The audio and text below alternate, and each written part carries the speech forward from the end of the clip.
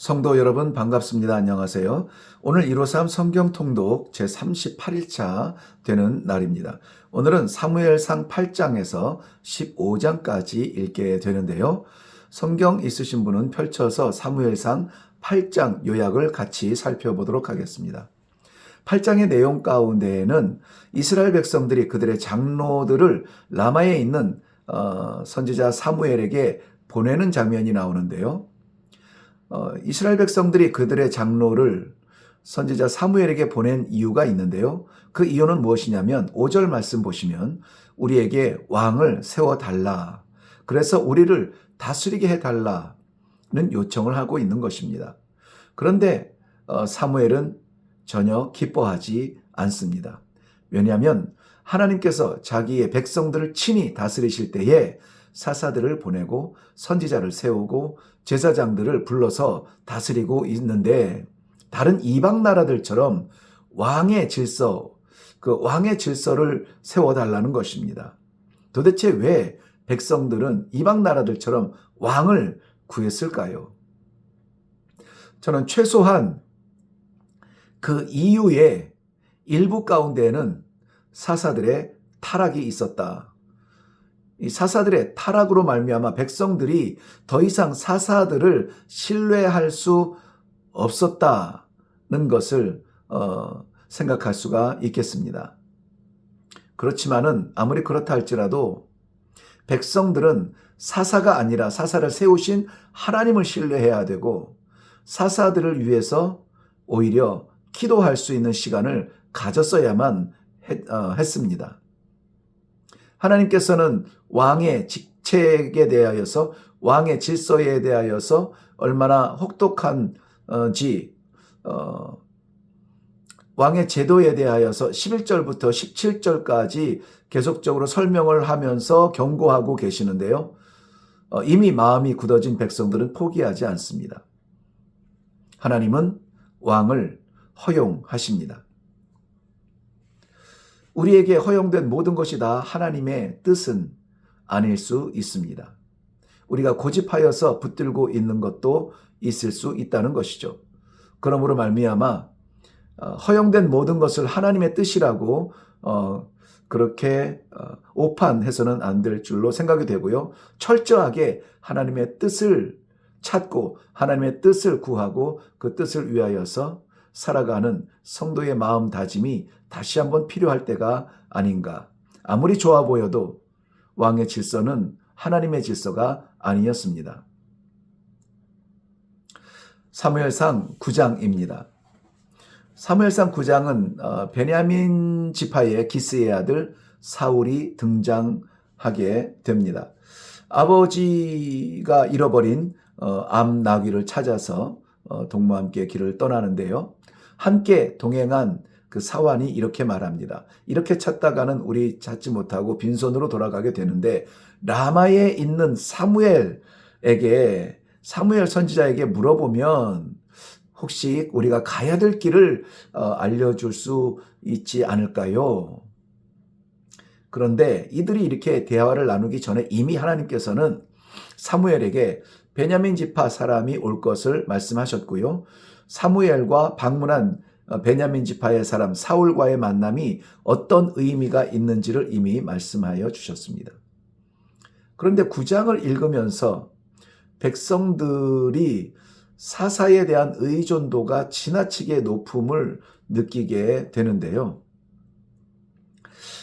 과도한 의존도가 바로 사사들의 타락의 요인이 되지 않았을까라고 생각할 만큼 지금 이 순간 이 시대에는 이 장면 속에서는 사사들에 대한 절대적 의존도와 동시에 사사들의 타락한 삶들이 백성들에게 나타나는 이중적인 그런 모습을 볼 수가 있습니다. 예를 들면 백성들이 하나님의 뜻을 물으러 가기 위해서 제사장 사사 앞에 나아갑니다. 7절 8절 말씀에 보면은요. 그 하나님의 뜻을 묻기 위해서 뭔가를 지불해야 할 것 같은 마음의 부담이 있는 거죠.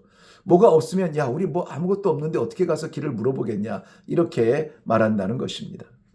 13절 말씀 가보면 조금 더 해요. 백성들은 사무엘이 먹기 전에는 음식에 손을 대지 못하는, 먹지도 못하는 그러한 상황이고요. 왜냐하면 사무엘이 축사한 후에야 백성들이 먹게 되는 그러한 어떤 형식적 질서가 오히려 저들에게 압박이 되지 않는가. 사울의 고백대로 자신은 이스라엘 12지파 가운데 가장 작은 지파고 베냐민 지파죠. 가장 작은 집에 자신의 모습을 보면서 부끄러워하고 부족하다고 생각하지만, 그러나 하나님께서는 이 작은 사람의, 작은 가정의, 작은 집안의, 작은 지파가 이스라엘 전체가 사모하는 그러한 귀한 집으로 삼겠다. 하나님의 말씀이 전달되고 계획이 집행이 됩니다. 참고로 25절에 보면은 지붕을 걸으며 대화를 나누는 모습이 있는데요. 우리 한옥 구조에서는 이해가 되지 않지만은 고대 근동 건축 구조에서는 집이 상자처럼 네모나게 되어 있고요. 지붕도 평평하게 그렇게 아파트 옥상처럼 펼쳐져 있습니다. 그래서 곡식이라든지 이런 것들을 거기에다가 말리고 그러면 이제 염소나 양이나 짐승들이 와서 곡식을 먹지 않도록 되어 있죠. 그런 형태이기 때문에 지붕에서 거닐며 담화를 나누는 것이 가능하다는 것을 말씀드리고 싶고요. 예를 들면 다윗도 지붕을 거닐다가 밧세바에 목욕하는 장면을 보지 않습니까? 거닐 수 있는 그러한 구조가 지붕이었다는 것이죠. 사무엘상 10장입니다. 2절과 3절부터 4절, 그리고 5절부터 6절. 전체로는 2절부터 6절까지지만 이렇게 구별한 것은 그 안에 내용들이 조금씩 분리가 되기 때문에 그렇습니다. 사무엘은 사울의 머리에 기름을 부어 하나님께서 백성들이 구하는 구별된 왕으로 세움을 선언합니다. 사울에게 이해할 수 없는 이 일이 자기에게 일어나면서 어떠한 확신을 위해 몇 가지 예언을 하게 되죠. 사울의 예언이 실제가 되는 것을 보면서 뿐만이 아니라 자기 자신도 하나님의 영을 받아서 예언을 하기도 하죠. 이런 증표들을 보여주고 나타내지만 정작 당사자인 사울 자신은 하나님의 역사가 이루어질 수 있도록 준비하지 못하는 그러한 사람 가운데 남겨집니다. 미스바에 왕을 세우기 위한 이스라엘 12지파의 모든 대표들이 다 모여 있고요. 제비를 뽑아서 그 가운데 베냐민 지파가 뽑힙니다. 그 가운데 베냐민 지파 가운데 마드리 가문이 뽑힙니다. 마드리 가문 가운데 기스의 가정이 뽑히고요. 그 가운데 사울이 뽑힙니다. 왕으로 말이죠. 그런데 정작 사울은 진보다리 사이에 머리를 묻고 숨어 있습니다. 하나님의 뜻으로 말미암아 세움을 받았지만은 그의 이러한 비굴한 모습, 준비되지 않은 것 같은 연약한 모습을 본 사람들은 어떻게 이런 사람에게 우리의 왕권을 맡기겠느냐? 이 사람이 어떻게 우리를 구할 수나 있겠느냐? 왕에게 당연히 드려야 되는 예물을 바치지 않습니다. 여기 본문에 보면은 이 불량배라는 말이 나오는데요. 트러블 메이커인데 NIV 성경에서는 그렇게 표현했어요. 불량배라는 표현보다는 이 트러블 메이커, 문제를 일으키는 사람이라는 좀 부드러운 표현이 좋은 게 뭐냐면, 불량배 하면은 뒷골목 사람들의 이야기 같은데요. 사실은 하나님의 백성들의 공동체 안에 있는 사람들이고요.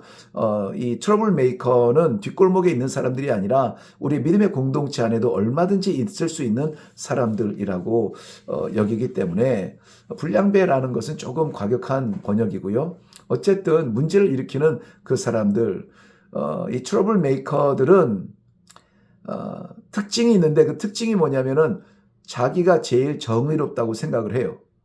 그래서 형사의 눈으로 판단하고 자기가 심판하는 것은 굉장히 똑똑 부러지게 잘하는 것 같아요. 그런데 그건 하나님께 맡기고요.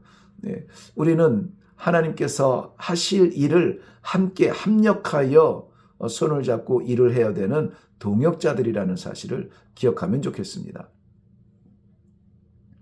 백성들이 사울에게 숨어있는 사울에게 왕으로 인정할 수 없는 그러한 의심까지 들게 됩니다. 자, 사무엘상 11장 넘어가 보실까요? 사무엘상 11장 보면은 1절에서 5절 사이 보면은 당시에 이스라엘 백성과 주변의 나라들과의 관계를 설명하고 있는데요. 그야말로 동네 북의 조롱거리에 그런 지나지 않는 자리에 있죠. 대표적으로 보면은 암몬과 또 특별히 야베스 사람들과의 전쟁이 일어납니다.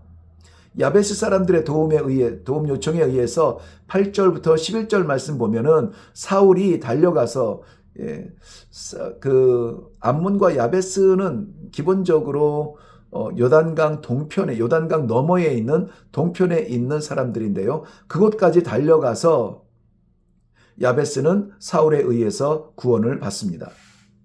중요한 터닝 포인트가 6절이에요. 6절에 보면 하나님의 영에게 감동되어, 그렇죠?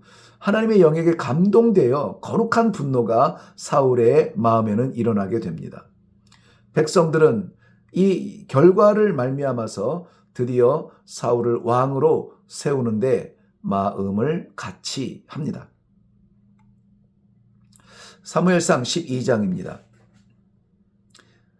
속이지 않고 압제하지 않고 빼앗지 않고 청결한 하나님의 사람 사무엘의 고별사입니다. 한 가지 남은 아쉬운 미련이 있다면 백성들이 왕을 구한 일이죠. 13절 말씀에 보면 사울에 대하여서 너희가 구한 왕, 너희가 택한 왕을 보라. 자, 사울을 소개하는 것, 백성들 앞에 사울을 소개하는 것 같은데 이 내용은 굉장히 큰 아픔이 담겨져 있죠. 왜냐하면 너희가 구한 왕이라는 거예요. 너희가 택한 왕이라는 것이죠. 13절부터 19절에서 하나님께서 보내신 우레와 천둥과 비와 쏟아지는 이 악천후, 이것은 사무엘을 통하여서 보여주신 하나님의 아픈 마음을 보여주시는 듯합니다. 그렇지만 하나님께서는 두려워하는 백성들을 즉시로 위로하십니다. 20절 말씀 보면 두려워하지 말라. 두려워하지 말라. 성경 말씀 가운데 유난히 큰 위로가 되는 말씀이 두려워하지 말라는 말씀인데요. 저에게는 두려움이 많습니다. 염려도 많고요. 걱정거리도 많고요. 힘든 것도 많고 이해되지 않는 것도 참 많습니다. 그럴 때 그것들에게 나를 던져 놓으면은 아마 일어날 수 없겠죠. 그런데 확실히 믿는 것은 하나님의 약속의 말씀, 두려워하지 말라. 내가 너와 함께 함이니라. 내가 너를 도와주리라. 나의 의로운 손으로 너를 붙들리라. 아버지의 약속을, 하나님의 약속을 믿기 때문에 저는 개인적으로 이 사명을 부족하지만 하나님을 의지하는 믿음으로 기도하며 해나가고 있다고 생각이 되어집니다.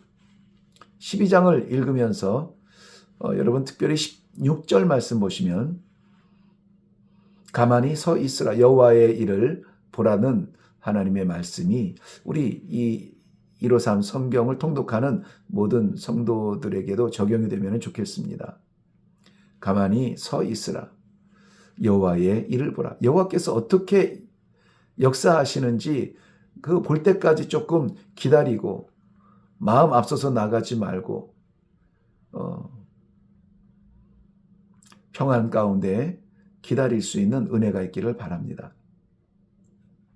사무엘상 13장입니다. 나이 40에 왕이 되어서 이제 한 2년 정도 지났을 때입니다. 40에 왕이 되어서 2년이 됐다. 굉장히 중요한 기간이겠죠. 왜냐하면 할 수 없을 것 같다는 왕에 오르고 보니까는 초기에는 이런저런 실수가 있고 적응하기도 어렵지만 2년쯤 되면은 사람들이 얼마나 자기에 대하여 존경하고 자기의 말의 권위와 한마디 말에 움직이는 그런 나라들을 보면서 권력, 권세, 힘, 능력 이런 것이 뭔지 조금 맛을 보아가면서 알 때쯤 되지 않았을까요? 그때에 사울의 아들 요나단이 블레셋 군대의 수비대, 경비 수비대를 동무들과 함께 올라가서 친 일로 그만 전쟁의 불씨가 됩니다. 이스라엘 백성들은 강국 블레셋을 쳤다는 일로 마음이 흥분이 됩니다. 우리가 강국 블레셋을 쳤다고? 그 수비대를 이겼다고? 흥분이 되죠. 그렇다면 우리도 그들을 칠 수가 있겠구나. 와, 해보자. 그런데 몰려오는 적군을 보니 이거 말처럼 되기 어렵습니다. 왜냐하면 5절 말씀부터 보면은 병거만 3만이에요. 마병이 6천, 군사는 말할 것도 없이 바다에 해변에 모래와 같이 새까맣게 몰려오고 있는 것이에요. 그럴 때 이들은 이렇게 생각을 하겠죠. 아이쿠나, 우리가 할 수 있는 일이 아니구나. 몸을 숨기고 후회하고 오한으로 벌벌벌 떨고 있습니다. 그러나 저들에게는 마지막 보루가 있겠죠. 역시 여호와를 찾자. 하나님 앞에 제사를 드리자. 하나님께서 우리를 도와달라고 도울 수 있도록 우리가 메어달려 보자. 제사를 다 준비합니다. 빨리 제사장 사무엘을 불러오라 하는데 사무엘 오는 시간이 점점 늦어지고 블레셋 군대는 점점 기세를 올리고 가까워지고 백성들은 초조해합니다. 그 한가운데 사울이 서 있습니다. 순간적으로 이렇게 생각이 됩니다. 이 백성을 살릴 수 있는 왕은 나밖에 없다. 내가 이 백성들을 위하여서 제사 드리지 못할 것이 무엇이 있겠느냐 하고 스스로 제사를 드립니다. 순서야 이렇게 저렇게 하고 봐온 것이 있기 때문에 어떻게라도 해서 이 제사를 형식적으로야 드릴 수 있겠죠. 그런데 하나님께서 정한 제사법이 아니에요. 사울은 안타깝게도 급한 마음에 그가 제사를 드린 이 일로 말미암아 왕위를 빼앗기게 됩니다. 부득이한 일일지라도 결코 망령되이 행동해서는 안 됩니다. 하나님의 말씀을 듣고 따르고 순종하는 그러한 우리 모두가 되기를 바랍니다. 사무엘상 14장입니다. 사울의 아들 요나단은 그의 동료들과 함께 블레셋 병영에 올라가서 적군을 무찌릅니다. 사울의 진영에서 바라보니 이 블레셋 군대가 우왕좌왕 좌충우돌 자기들끼리 서로 치고받는 것 같이 보입니다. 그래서 이때다 하고는 사울이 군대를 모아서 함께 합세해 올라가 블레셋 군대를 몰아냅니다. 싸움에 지친 군사들은 승리의 만끽을 이루기도 전에 허기져서 기운이 빠져서 배고파서 있지만 사울이 정한 룰 때문에 먹지 못하고 있네요.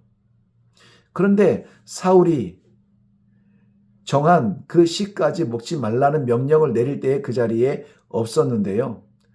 바로 아들 요나단이 그 소식을 듣지 못하고 숲속에서 때마침 발견한 꿀을 발견하고 그것을 먹습니다. 백성들은 깜짝 놀라서 사울 왕의 룰을 설명하지만 오히려 요나단은 이렇게 말합니다. 내가 꿀만 먹어도 이렇게 회복이 되거든. 이 백성이 전쟁의 저 적병의 탈취물을 먹었더라면 블레셋 사람을 더 칠 수 있었으리라 설명을 합니다. 이에 백성들은 그래, 그럼 나도 먹자. 급한 나머지 전장통에 짐승들을 잡아먹는데 그만 핏째 먹지 말라는 신명기 12장의 율법을 채 지키지 못하고 짐승을 잡아먹습니다. 이 사실을 사울 왕이 알게 되고 사울 왕은 뭔가 이 불법이 있음을 깨닫게 되고 죽음으로 대신하겠다라고 말하지만 그가 바로 아들 요나단이었습니다.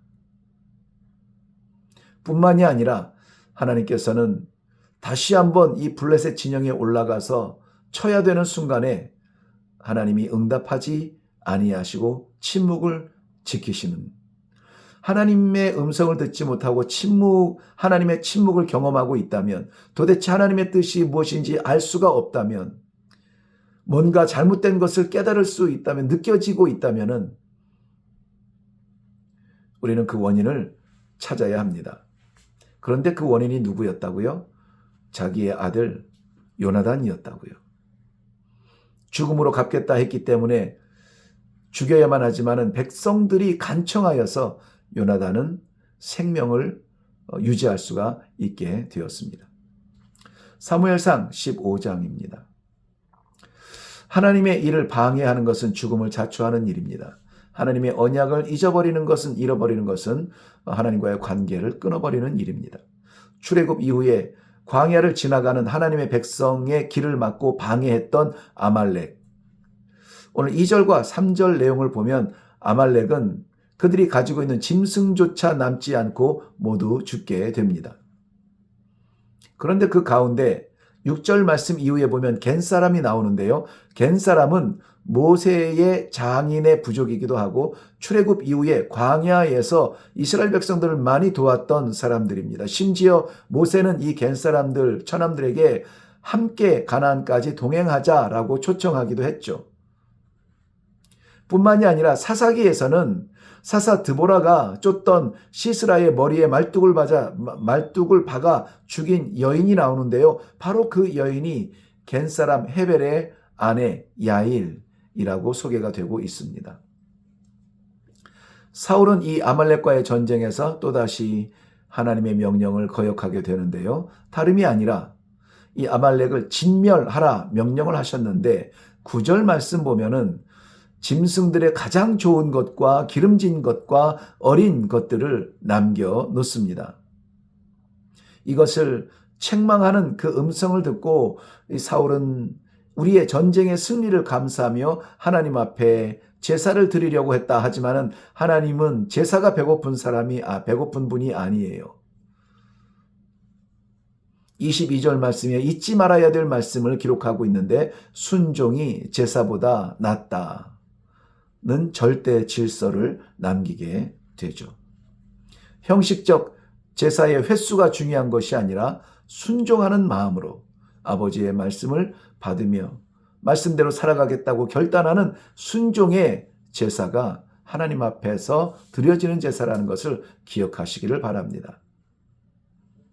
혹시 이 말씀을 이렇게 나누면서 이 문장을 읽을 때마다, 이 부분을 읽을 때마다 이러한 가책이 되어지는데요. 이런저런 이유로, 이런저런 핑계로 우리 가운데 감춰놓은 기름진 염소, 좋은 것, 이런 것들은 없을까 생각나게 합니다. 여러분, 이때부터 사무엘은 사울 왕을 보지 않습니다. 그리고 다윗에게 기름을 붓게 되죠. 순종이 제사보다 낫다는 이 단순 진리 앞에 우리의 순종이 하나님 앞에 나타날 수 있는 그러한 성도가 되기를 주님의 이름으로 축복합니다. 감사합니다. 수고하셨습니다.